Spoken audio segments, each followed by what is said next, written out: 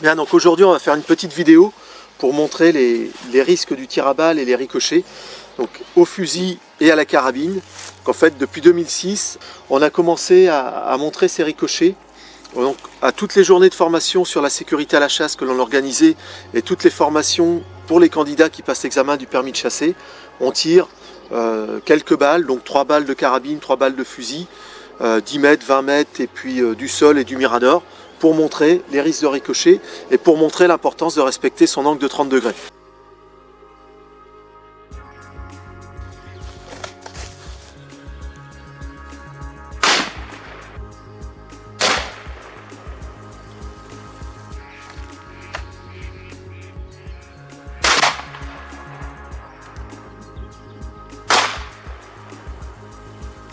Donc là on vient de tirer à 20 mètres une balle de fusil et une balle de carabine, donc du sol, donc de hauteur d'homme. Donc la balle de fusil, eh bien, elle traverse notre cible, elle tape dans la terre et elle ricoche, et donc elle reste entière, elle passe ici.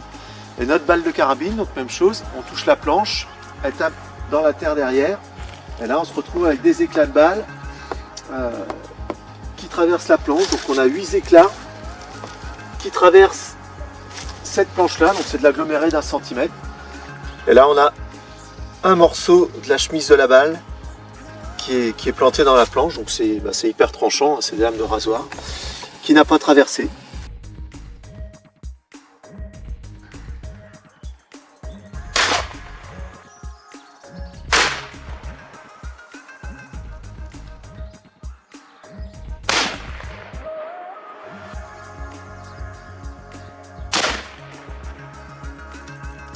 Donc là on a la balle de fusil et la balle de carabine qui tape là. Donc là on vient de retirer 2 balles, mais par contre en haut du mirador, donc un mirador qui fait 1,60 m au plancher. Donc on l'a retiré dans la planche. On retrouve nos impacts de balles derrière. Donc là il y a énormément de chasseurs qui pensent que la balle elle est rentrée dans le sol. Alors quand on regarde là, on pourrait le croire, mais en fait quand on s'approche derrière, on a donc la balle de fusil qui passe ici et la balle de carabine où on a donc un éclat là, celui-là, on a un là, là on en a 3, on a 6 éclats de balles de carabine qui ont traversé la plaque derrière après avoir ricoché.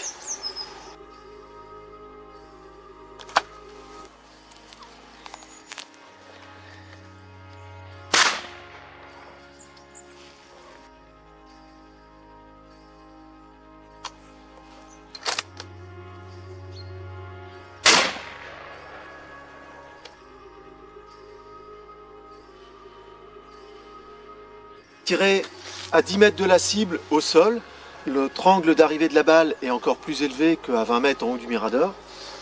On a donc la balle de fusil qui vient passer là, et la balle de carabine, on retrouve 8 éclats, donc on a eu celui-ci, celui-ci, et là on a des tout petits éclats, mais ces tout petits éclats traversent quand même la planche. Le tir à 10 mètres en étant au sol, on trouve voilà, la balle de fusil. Et 1, 2, 3, 4, 5, 6, 7, 8 éclats de la balle de carabine qui ont traversé les 10 mm d'aggloméré.